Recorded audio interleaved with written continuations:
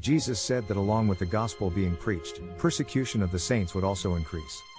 Mark 13:13 And ye shall be hated of all men for my name's sake, but he that shall endure unto the end, the same shall be saved. In the 20th century, the world saw millions of Christians being persecuted, jailed, and murdered by totalitarian communist and fascist governments around the world. Committed Christians tend to speak out when they witness atrocities and inhumane treatment of people. Therefore, totalitarian governments usually attempt to silence Christians one way or another.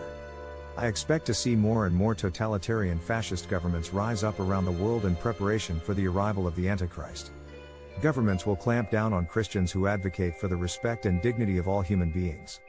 Also, when people witnessed miracles at the hands of the apostles, whole towns were converted to Christianity.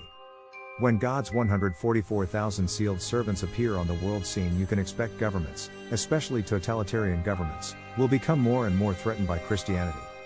Mark 13:14 But when ye shall see the abomination of desolation, spoken of by Daniel the prophet, standing where it ought not, let him that readeth understand, then let them that be in Judea flee to the mountains.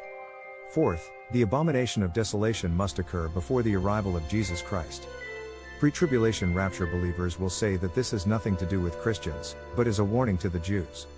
Let me ask a few questions. Do the Jews read the New Testament? Are the Jews familiar with the warnings of Jesus Christ? Do the Jews even believe in the second coming of Jesus Christ? Why would Jews be looking for the signs of his second coming? Are the Jewish people being persecuted for Jesus' name's sake as mentioned in the previous verse of Mark 13:13? Hopefully, your common sense will tell you that Jesus is talking to Christians when he gives warnings and signs to look for just prior to his second coming. There are Christians living in Judea today, and Christians have lived in Judea almost continually for nearly 2,000 years. Others say that the abomination desolation was the Roman eagle insignia set up after the destruction of Jerusalem in 70 AD, or it is the Dome of the Rock, etc. But we know exactly what the abomination of desolation is from 2 Thessalonians and the book of Revelation. 2 Thessalonians 2:2 That ye be not soon shaken in mind, or be troubled, neither by spirit, nor by word, nor by letter as from us, as that the day of Christ is at hand. 2 Thessalonians 2:3 Let no man deceive you by any means, for that day shall not come, except there come a falling away first, and that man of sin be revealed, the son of perdition.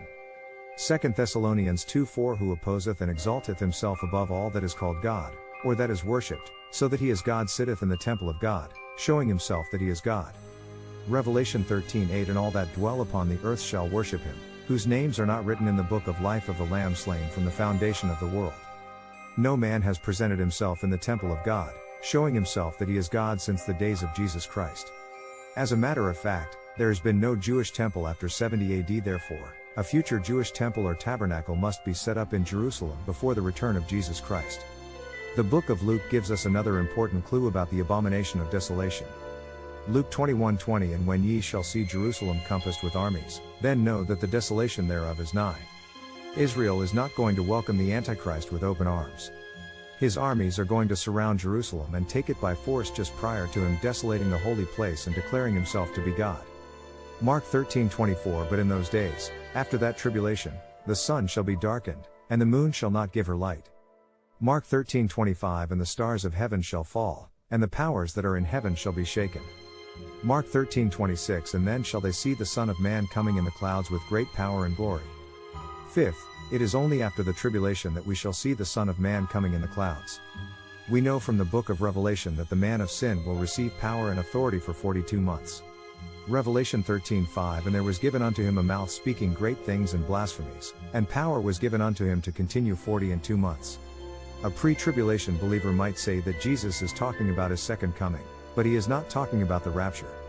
If you still believe in the pre-tribulation rapture, then you cannot use Jesus' quote "No man knows that day and hour" as a reference of the rapture, because Jesus makes this quote at the end of the talk about his second coming. Mark 13:32 But of that day and that hour knoweth no man, no, not the angels which are in heaven, neither the Son, but the Father. Mark 13:33 Take ye heed, watch and pray, for ye know not when the time is. Mark 13:34 For the Son of Man is as a man taking a far journey, who left his house, and gave authority to his servants, and to every man his work, and commanded the porter to watch. Mark 13:35 Watch ye therefore, for ye know not when the master of the house cometh, at even, or at midnight, or at the cock crowing, or in the morning. Mark 13:36 Lest coming suddenly he find you sleeping. Mark 13:37 And what I say unto you I say unto all, watch. Finally, what did Jesus mean when he said that no man knows that day and that hour? If you notice, he says that the master can come in the evening, or at midnight, or in the morning. He also said in another place that he would arrive like a bolt of lightning. Matthew 24:27 For as the lightning cometh out of the east, and shineth even unto the west, so shall also the coming of the Son of Man be. Jesus knew something that nobody else on earth probably understood at that time in history. We recognize a fact that people did not know 2,000 years ago. Ancient peoples did not know that there are different time zones as we travel around the earth. Ancient peoples did not know that it can be morning for one person, high noon for another person, evening for another person, and midnight for yet another person, all at the same time. Therefore, no person can know that day and that hour. When Jesus arrives, every Christian that is still alive will be caught up at the same moment of time in the blink of an eye. Therefore, in one part of the earth a Christian may be sleeping, in another part of the earth a Christian may be in the field, in another part of the earth a Christian may be grinding grain in a mill and preparing for dinner.